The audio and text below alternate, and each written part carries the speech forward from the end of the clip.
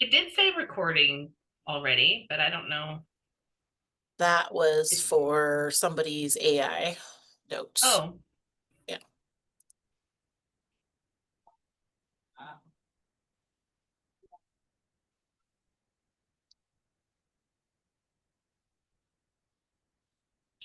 great. Thank you. Okay, my name's Eliza, and I am the chair of the HLC board. Thank you all for attending our September general membership meeting. I know there's a few new folks here with us today, and we'd love for you guys to introduce yourselves, but we do that at the end of the meeting. So start thinking now if you're willing to come off mute and introduce yourself or give an update about your organization. So over the last like 15 or so minutes of the meeting, we always save time for that. Go to the next slide. Great. So we want to give just some continuum of care updates.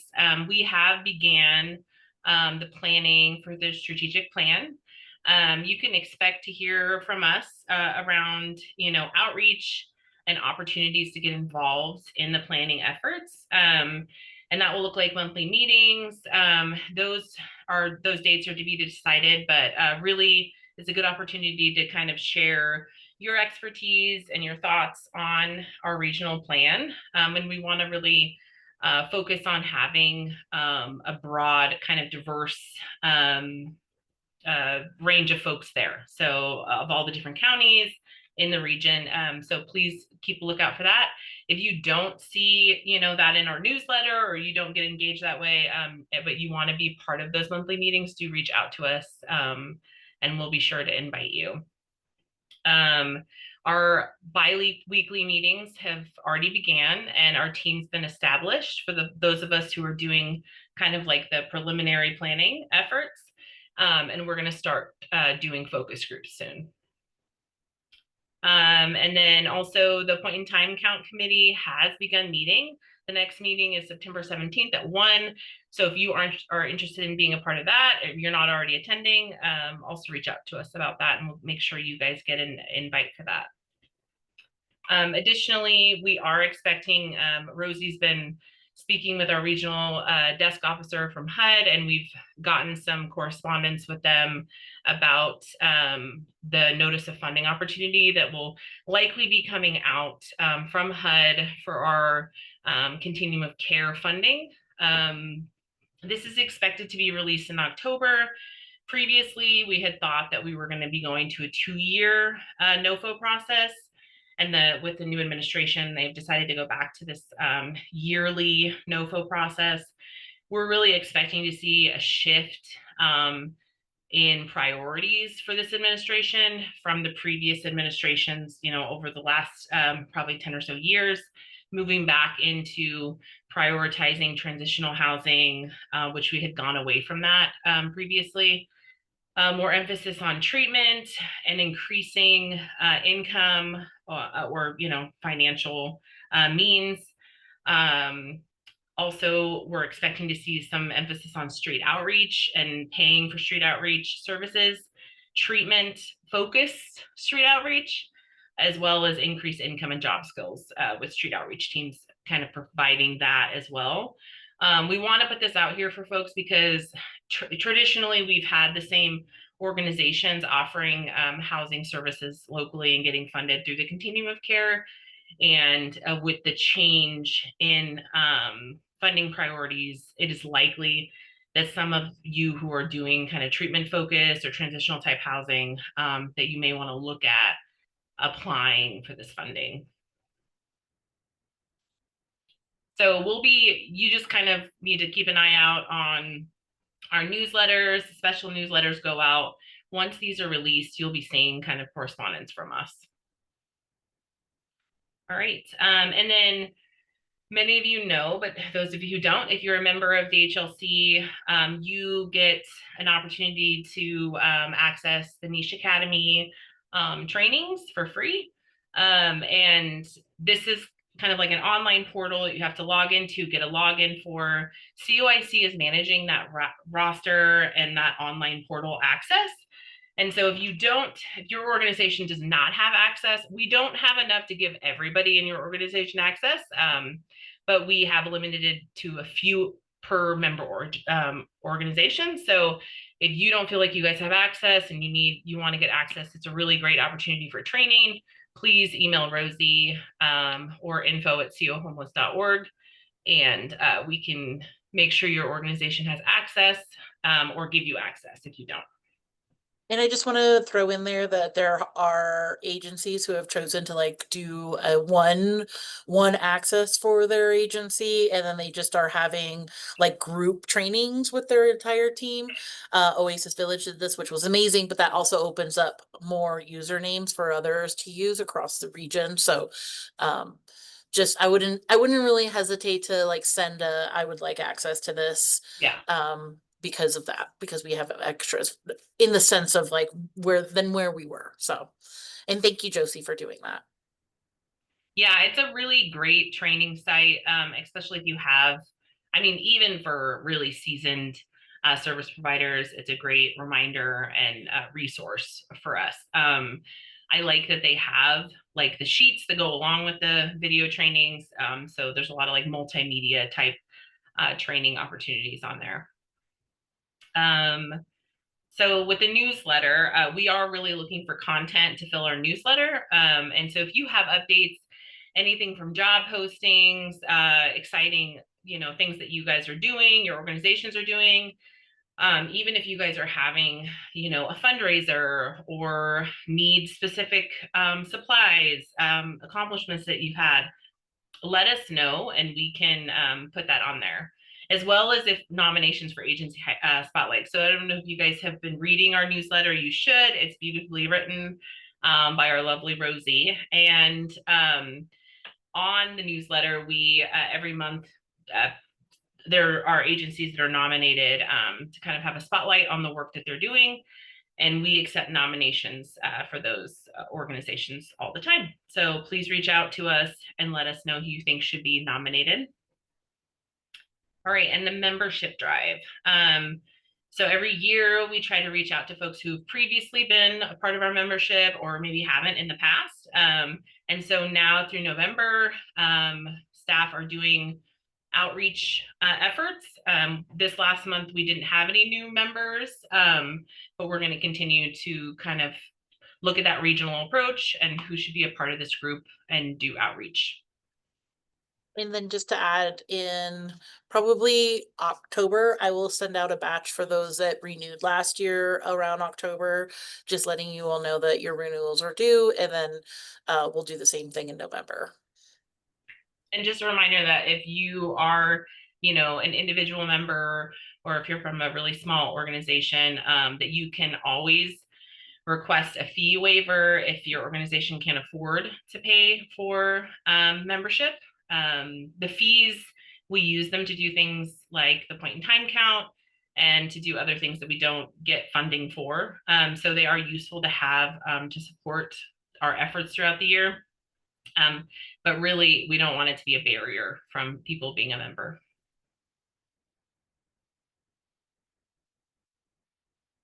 Great. And then I'd love to welcome Don, our friend from Jericho Road, to give his presentation. Hi, Don. I saw you earlier. How you doing? I'm doing fine. I don't know exactly what I'm supposed to do now. If Rosie's going to put up the She is. slides, oh, Yeah. bless your heart. So we'll Okay. talk and give her I time want to every, do that. well, Yes. I just want everybody to know that my wife made me shave and shower for this. It's my, We it's my, appreciate her. I even put on a clean shirt. This is just, I'm a nervous wreck because this is my first PowerPoint ever. And you started with the last slide. Don't What the worry. heck? We'll get there. We'll We're get we're there. just checking to see if you're ready, Don. Oh, You are yeah. not a shy man, Just, though, so I don't know well, what you're nervous about. I don't either, but up until now, it's always been I just kind of talk my way through a presentation and then hand out brochures and run for the door. Yeah. So this is a little bit different. If you have any questions, please keep them to yourselves, and maybe we can chat later. Okay. So this is the very first, and I want to give Rosie credit for this. That she was so helpful in putting this together. And if anybody else has challenges, like I do, technically speaking, uh, please keep her in mind for support and advice. And she's extremely patient beyond that, which is incredible for dealing with old people like me. So here we go. Welcome to Jericho Road. We started in 2008, and it was a true um, beginning of a 501c3 uh, that was originally an effort between a couple of churches in Redmond who saw a need for assisting families that were struggling to stay in housing. And we did that. That was our original program, was housing assistance. And then we matriculated out of that into, let's try the next slide now. I think everybody can read what that is. These are the programs that we have grown into over the years. The Jericho Table, the weekend food support for students, housing assistance, which was the original one, homeless camp outreach, emergency services, propane tank exchanges, and our rubber ducky showers. Next slide. Jericho Table, and this is some statistics that we pulled out of our last annual report for 2024. We have over 260 nights of hot meals that are served. Those meals are prepared for us by the family kitchen, working out of the Redmond area. 8,944 meals, and it costs a little over $31,000 to have provided those.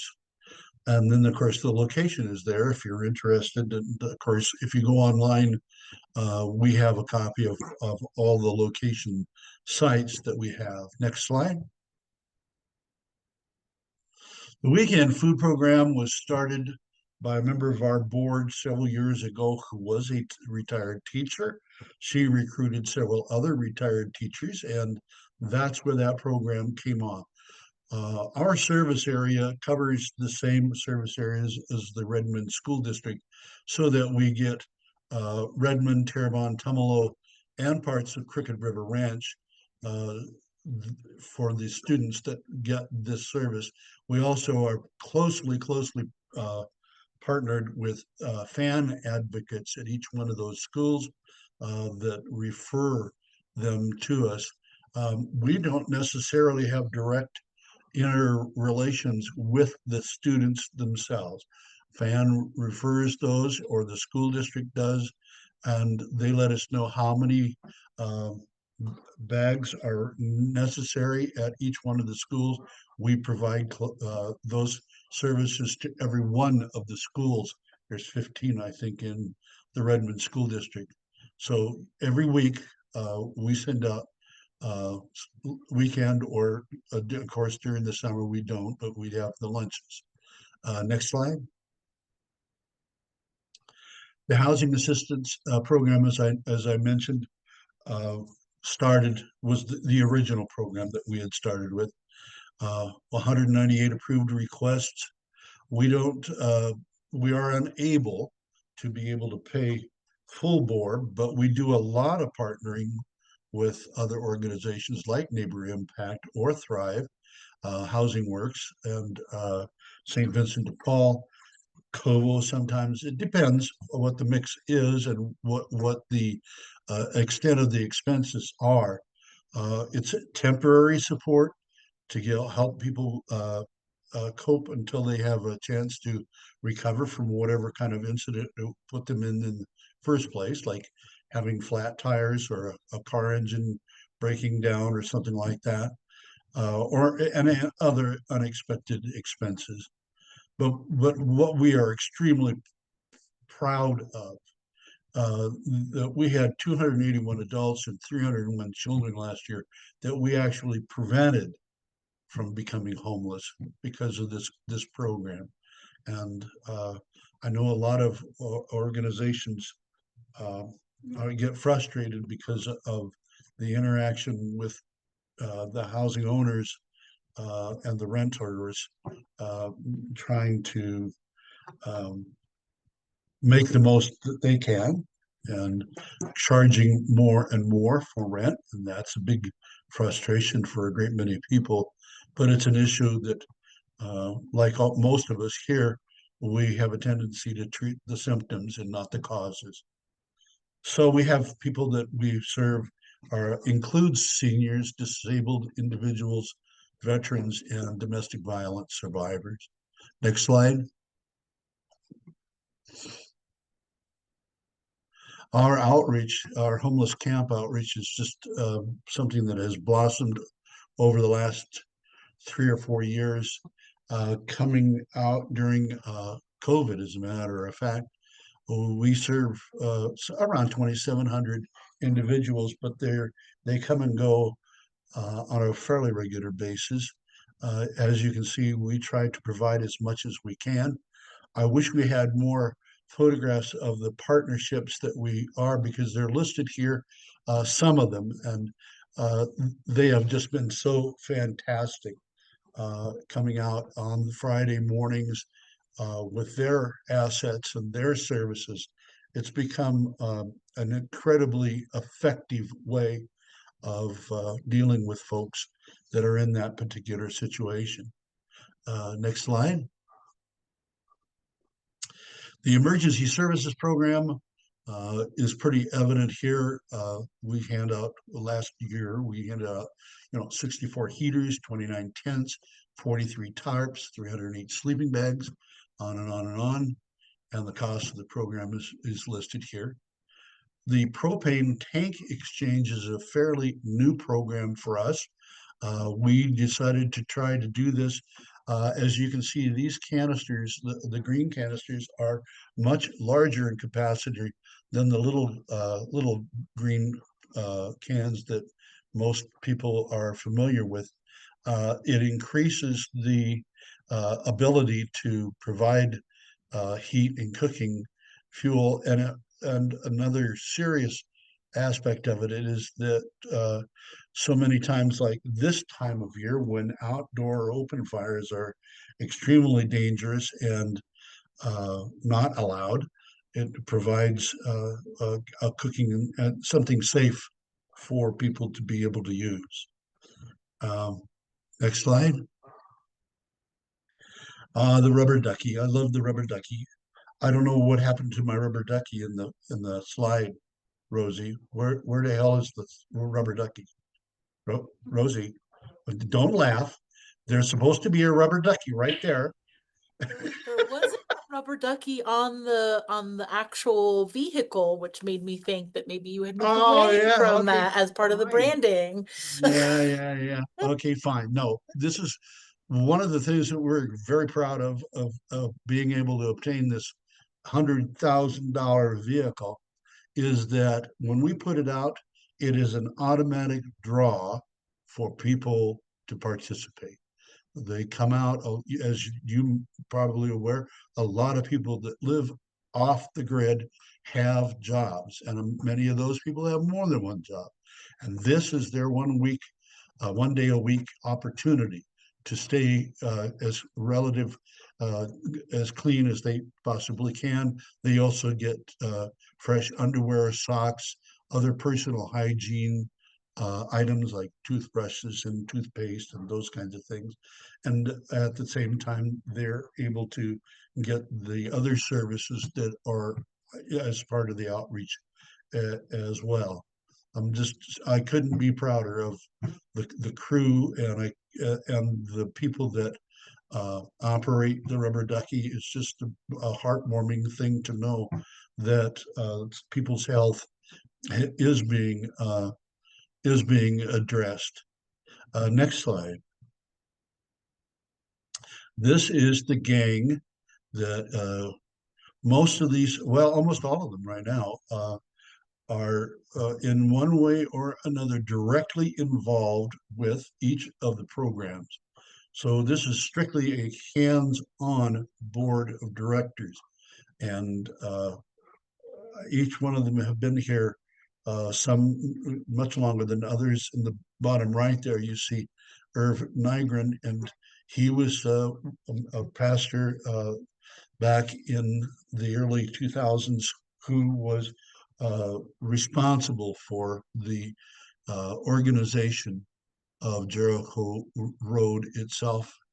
The bottom left, second in, uh, um, Bob Bohack is also the executive director of the Oasis Village program. So we have a lot of overlap. We're heavily involved with Oasis Village as well. Next slide, please. This is just a general partial list. In our annual report, there's many, many more, but as you can see, like so many of us, you'll see a lot of familiar names on this list. Do we do a charity golf tournament? We just had August 9th at Eagle Crest Resort, and it is the premier event that we do for fund developing each year. And this year, I think we set a record with a little over $40,000, which means a great deal for an all volunteer organization. Next slide, please. This is some other people that you might recognize because some of you are probably here. These are it's just a partial, but it represents the extent to which Jericho Road has partnered with and receives such wonderful support from organizations in our community. Next slide, please. Our volunteers, I cannot stress this enough. Jericho Road would not survive, not even exist without our volunteers. And as you can see, and this is minimum wage. We didn't try to parse anything out to skill sets or anything like that. But $76,792.80 is not anything that we could have ever been able to afford as part of an active budget. So the volunteers that we utilize, and I hope that many of you do too, it's incredible. Next slide, please. Further down the road, we're looking right now at a new collaboration with the new managed camp. We have also continued our outreach for people in relocated camps. As you know, China Hat and part of Juniper have been shuffled around playing the whack-a-mole thing. And we wind up with quite a few people that relocate to the Antler, and Antler is on the list, of course, to be shut down within the not too distant future. So wherever the heck they come up again, we're hoping we'll be able to move as many as we can into a managed camp, but the timing is the critical part of the conversation at this time.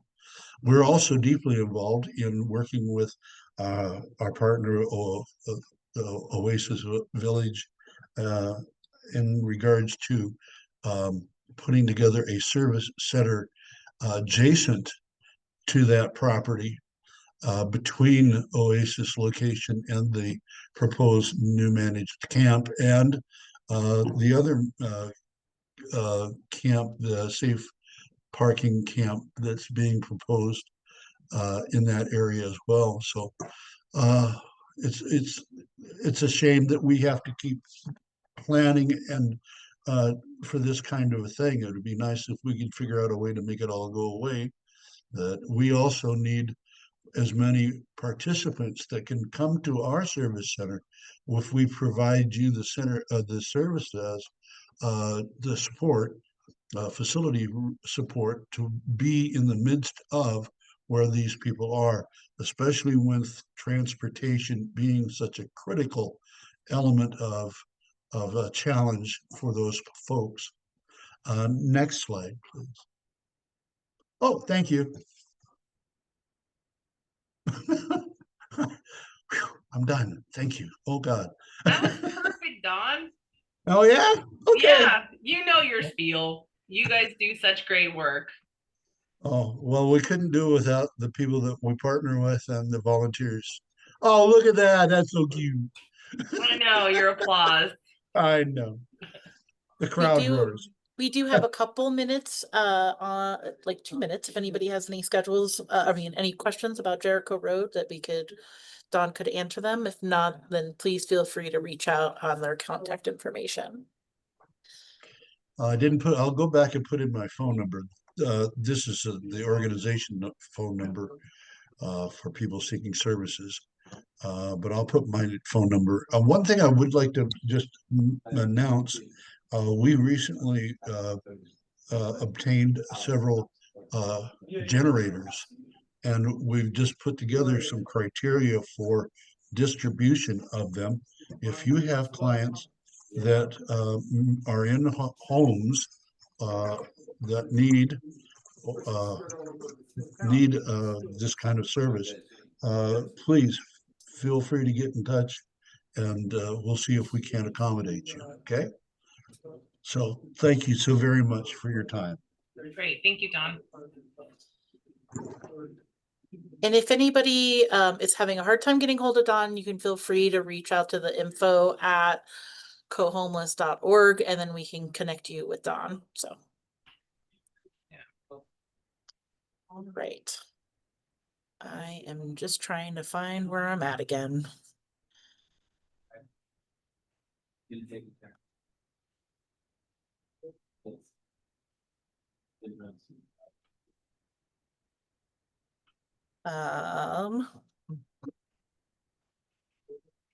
Somebody else have a conversation really quickly before we. Okay, I'll start talking. Jeez. I don't know what to say, but Wait, are we like wrapping up soon doing the introductions? Because I could start because I wanted to shout out. We have one more presentation. We do, yeah. And then we can go to that. Okay. I was just looking for it. Did you find it? Yeah, just have to find you guys now, which is the fun part. Anyways, welcome, Kellen. Yes, Kellen, thank you for being here. Yes. You bet. Thank you. Thanks for having me. Can everybody hear me okay? Yep. Great. Yes. Okay. Rose, if you're ready Rosie, to I just share. requested. Yeah, perfect. I am. Yeah, I just requested sharing permissions. There you go. It's like that is good to go. Okay, great. Let's see if I can do this, 5 years into our Zoom training post-COVID. Let's see if you can all see me here. You would think we would all be better at this. I don't know. All right. How's that look? Everybody can see my slides? Looks great. Okay, I'm seeing some head nods, so hopefully that's a good sign. Okay. Wait, hi everyone. Thanks so much. There we go. Go ahead. No, I was just making sure it was getting on the recording. Okay, great. We're good. Well, thanks to y'all for having me. I kept trying to convince Rosie and Eliza that this was not a place that I had anything to contribute. They kept pushing back, so here I am. My name is Kellen Klein. I'm the executive director of Citizens for Community. We are a nonpartisan nonprofit with a mission to foster a connected community in Sisters Country, which we define as basically anyone who considers Sisters their hometown, by encouraging civility, collaboration, and civic engagement. We were founded back in 2016 during a time where there was a lot of toxic discourse in the world and in our community, shouting matches at City Hall, that type of stuff. Our founders came together and felt like, hey, we need to remind people how to disagree without being disagreeable, or we're going to lose the culture and the integrity of this town. And so we really started with that civility component, educating our community about civil discourse best practices, getting people to commit to more respectful dialogue in public fora. And since then, we've scaled into a broader organization that we now fashion as more of a civic hub, a really centralized place for helping to foster all forms of community building in Sisters Country. One thing I was pleasantly surprised to see on this call is one of our former executive directors is actually on the call as well, Linda Klein.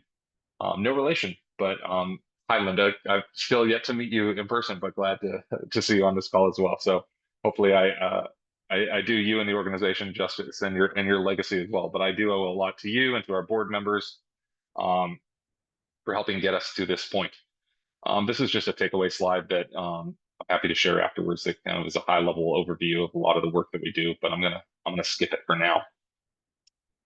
So our theory of change, I guess I should qualify upfront. We are not a direct service organization. We do not provide any direct services to our local houseless community, but we do a lot of higher level connection type of work that we hope will help support all members of our community, including our local houseless population.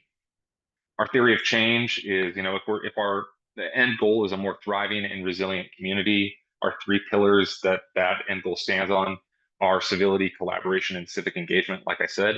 But we like to say that they all sit on a foundation of social connection. And so we know that we're not going to feel incentivized to be respectful with one another, that we're not going to feel incentivized to roll up our sleeves and work together to solve hard problems, that we're not going to feel incentivized to get engaged and being part of the change we want to see in our community if we aren't in underlying relationship with one another. So we start with bringing people together, no agenda, getting to know your neighbors, fostering connections, so that when the proverbial shit hits the fan, oops, this is being recorded, my bad. When it hits the fan, we already have that trust in one another, and so we feel more comfortable working together to solve hard problems. So we start with programming and events that bring folks together, and then we go, take the folks that want to get more engaged and work more towards that collaboration, civility, civic engagement, etc. What that looks like in practice is we have events and we have programs and we have some other ways that we help support the community. I'll start with our events. One of the ways that a lot of people are familiar with us is through our community forums. These happen twice a year. They bring together over 120 people to talk about hot topics facing the town. And this has included in recent years topics like houselessness and affordable housing. I'll get into that more in a moment. I think one of our most popular event series right now is our Let's Get Together series. This is sort of that underlying social connection part I was talking about. So choose your verb and we'll host an event around it. Let's talk, let's dance, let's sing, let's play, let's watch. We're doing outdoor movie nights, community social dances, roller skating nights, that type of stuff. That's bringing together different cross sections of the community to just hang out and get to know one another. We also offer professional development workshops targeted towards or open to the general public, but targeted primarily towards our local nonprofit ecosystem. We aim to be a backbone organization for all the other nonprofits and organizations in our community. And so one way we can do that is by offering these educational opportunities to empower them to be their best selves. And then we've sort of, over recent years, helped to fill the void left by, or create new traditions to sort of instill a culture, a positive and uplifting culture in our community. When some prior 4th of July events fell away in past years, for instance, we leaned in and partnered with Rodeo to host the Sisters Fort Fest, which now brings in over 1,000 people on the 4th of July for just a good old-fashioned Independence Day. On the program side of things, we have quite a variety here as well. One of our most popular recently has been our Sisters Civic Leadership Academy. This is in partnership with the City of Sisters. It's designed to cultivate a more robust and diverse set of future leaders for our community, both to serve in city-type positions, but also in broader public service roles. We've had a pretty good track record so far. From our first year, we had 10 members of our cohort. 7 have already taken on new local leadership positions, including on city advisory boards. One of them was elected to our city council, serving on nonprofit boards, etc. We've now done that in 2 consecutive years. Our Momentum Grants programs are designed to catalyze grassroots community building efforts across the community. So this year we gave out $10,000 to local individuals, businesses, and organizations trying to bring forth new community building projects in Sisters Country. We also do efforts to cultivate hometown pride. So our banner project was started during COVID, but this is a pretty simple act just to celebrate our graduating seniors by hanging banners with their portraits around downtown near graduation time. It's just proven to be a really uplifting thing that helps bring the community together. And then, as I mentioned, our original project was focused more on civil discourse. And so our civility project are these tool cards that we pass out and that we use for facilitating our own events, but they're terms of engagement that can help lead to more constructive dialogue. And then I think one of the parts that's more of the intangible of what we do, but has probably been our fastest growing aspect of our organization in recent years, has been this sort of network weaving, as I like to call it. So this is the connection, the serving as that backbone organization for the community to help us all work together more effectively to solve local problems. This includes things like hosting a monthly community builders meeting where we bring together the local nonprofit ecosystem to share offers, needs, and organizational updates. We typically have between 20 and 35 people attending those at rotating locations around the community. We've developed a variety of local resources and databases to help people get more engaged in community building. That includes our Find Your People database, which lists over 100 groups that are serving our community, nonprofits, churches, social clubs, etc. We developed a volunteer dashboard. You can find it at volunteerinsisters.org. It's a place for organizations to post opportunities and for the community to find them. We've developed a Sisters Country resource guide with with resources for lower income and at-risk community members. We've developed a database of meeting spaces if you're looking for a space to gather in our community. We also more broadly try to serve as an information clearinghouse, a trusted broker, a trusted source of information during a time when there's just chronically lots of mis and disinformation out there. We try to collect, aggregate, and share resources with the community so that they can operate off of a single source of truth, shared understanding, and hopefully better support the community as well. For instance, over the past week, we've been doing a lot of coordination around flat fire recovery and making sure our community is aware of accurate information, knows where to find it, knows how they can help and get back to the community, etc. And then we also facilitate the Sisters Country Vision Implementation Team, which is a network of local agency, nonprofit, and civic leader stakeholders that are charged with stewarding the long-term vision for our community. So our latest endeavor, though, is actually taking all of that Civic Hub work and hosting it in a physical space. So we recently opened the Hub. It's in the old Chamber of Commerce building in downtown Sisters, if you're familiar with where that is, right next to First Street Park. This is a donation-based co-working and community event and meeting space. We're currently open Monday through Friday, 10 to 4 for people who want to come and have meetings or just do co-working.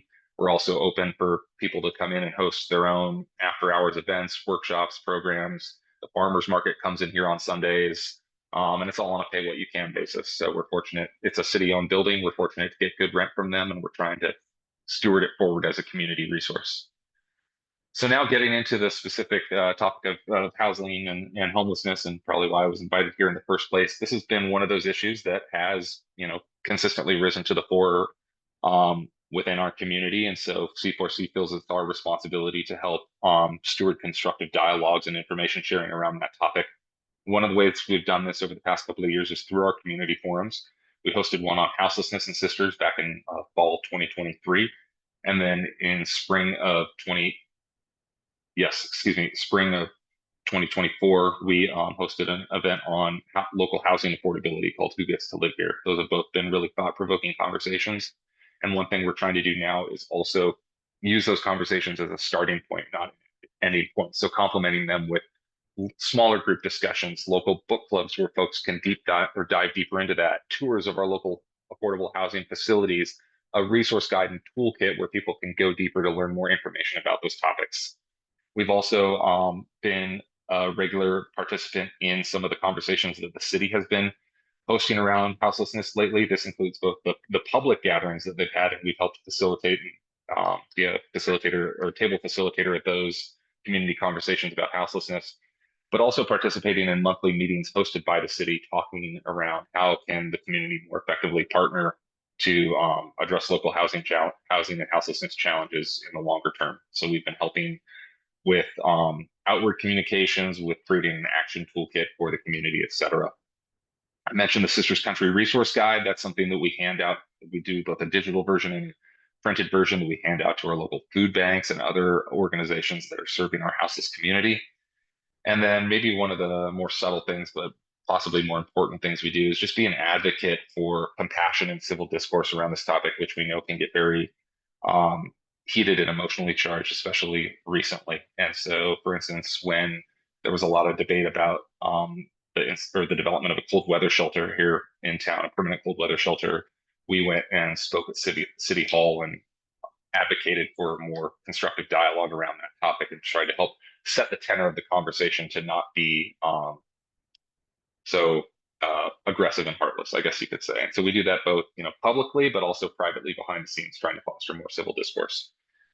So with regards to this group, looking forward, what I'd love to offer to all of you is please consider C4C a trusted broker in Sisters Country. I think that kind of goes along with the third bullet of we have a really strong network of local nonprofits and agencies, but we're also fortunate, I think, to have earned the trust of the broader community in terms of being a place where folks can look for factual information, for a rational voice, and for a place where we can have hard conversations around current challenges.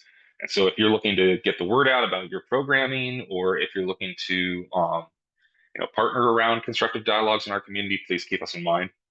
We also obviously now have a physical space at the hub. So if you're looking to host your own workshops, meetings, classes, just conversations with local leaders, consider this a space that you can take advantage of and for free, or if you have capacity to support our work, we welcome that, but it's free first and foremost.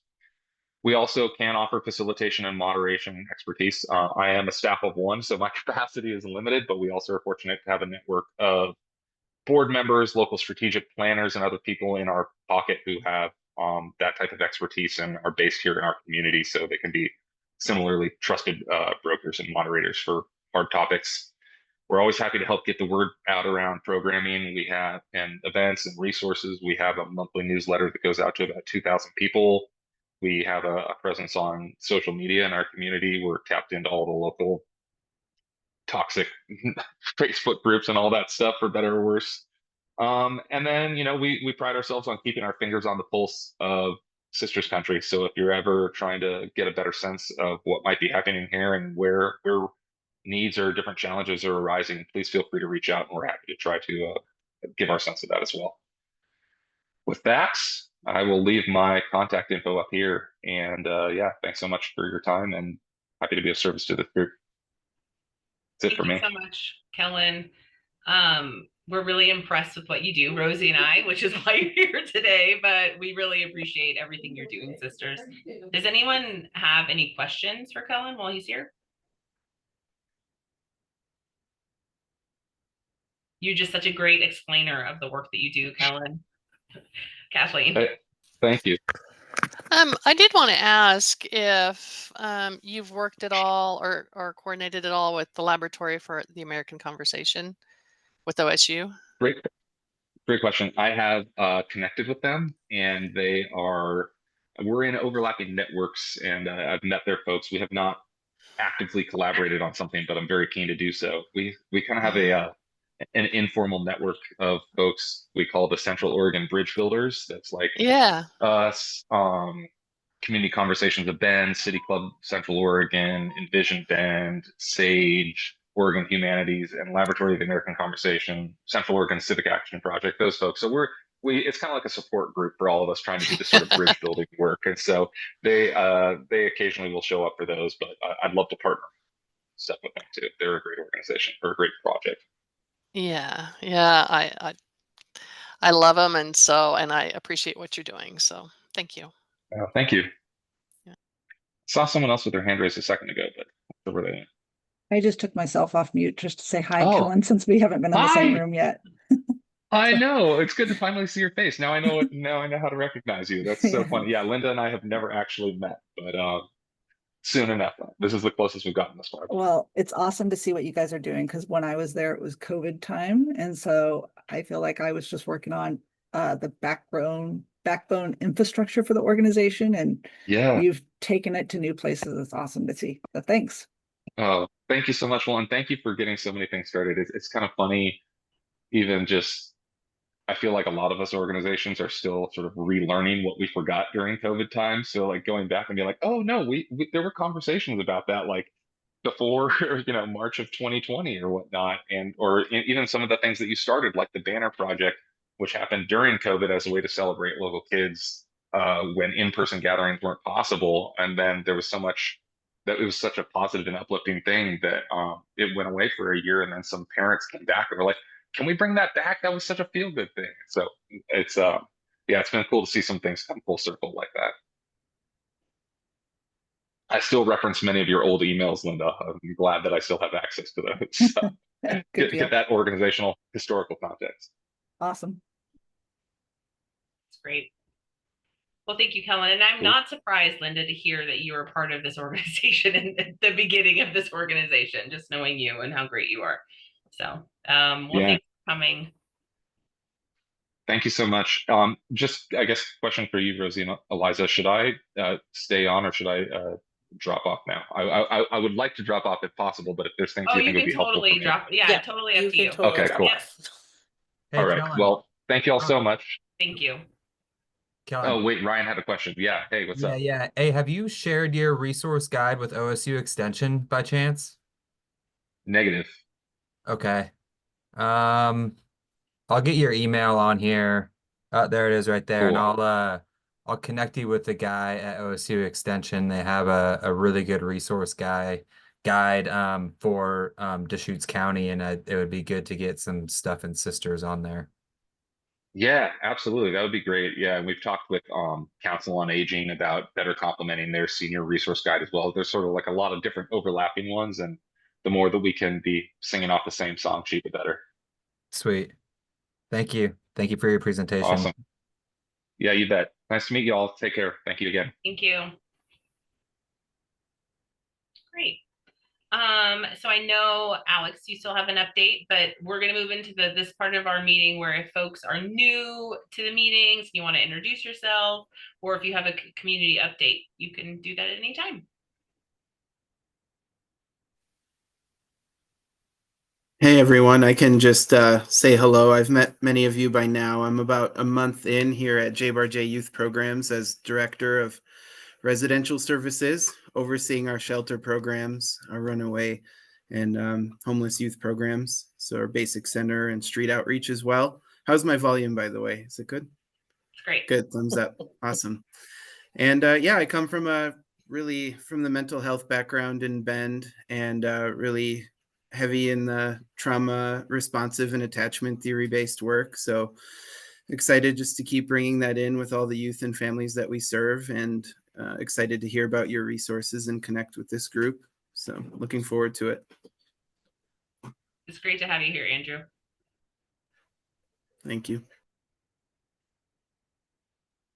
Alex, did you want to do? I feel like there was something that you wanted to announce. So Yes. Okay. So I'm the YAB treasurer for the Central Oregon YAB, but I'm also a facilitator for Foster Club and Portland State University's SYNC program, which stands for, oh my gosh, I always forget the acronym. Supporting Youth Networks and Connection, which is a emotional regulation / like trauma regulation type of training for foster youth. And right now we're in our recruitment stage for the next 2 cohorts, and we're looking for about like 4 or 5 more youth to recruit. So if any of you like that work like one-on-one with youth, or ILP workers or anything like that, if I can drop my number in the chat and my email if you would like to reach out or hand them my information. Any youth that live in Oregon are the ages 16 to 24. Yeah, 16 to 24. So the only requirement is basically that they're ILP eligible. So even if they're not in ILP, that's fine. Even if they're not in foster care, that's fine. Just that they were in foster care after the age of 14 and that they're still under the age of 24. But I'll drop my information in the chat, and if you guys have any questions, I'm happy to answer them. thanks so much, Alex. Thank you guys for letting me have the opportunity to share that. Of course. I kind of saw Tom's screen move around like he wanted to introduce himself, and so, but he's driving, which seems dangerous. And he's muted at the moment, so it's Tom Bonington. If anybody else wants to do an introduction for him.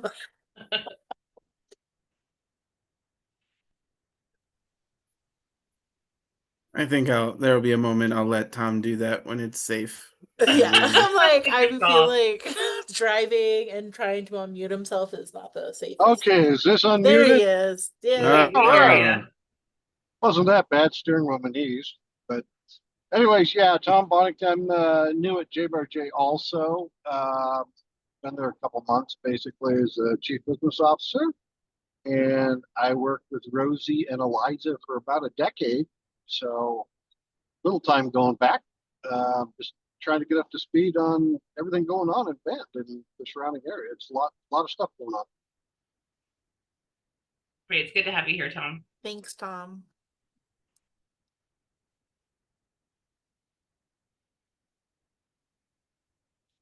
Any other newer role positions? Anything that anybody wants to announce?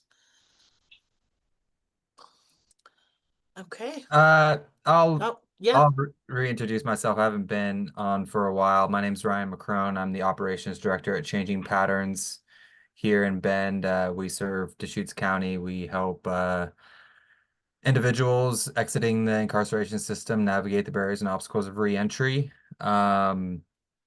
We actually had a really good meeting with Rick Russell a couple of days ago or last week, touring the safe parking and what they're doing over there by the Oasis Village. Sounds like they're going to be breaking ground here in the fall. And really cool things happening out in Redmond. Pretty cool to see. Hopefully they can, I know they're looking at the Presbyterian Church to do safe parking out here in Bend. And if we could, get more locations here in Bend, that would be amazing. So if anybody knows of anybody with a huge parking lot where they're not using up all that space, that would be great. Yeah, and that's kind of all I had. Nice to Good meet to you, see Ryan. everybody again.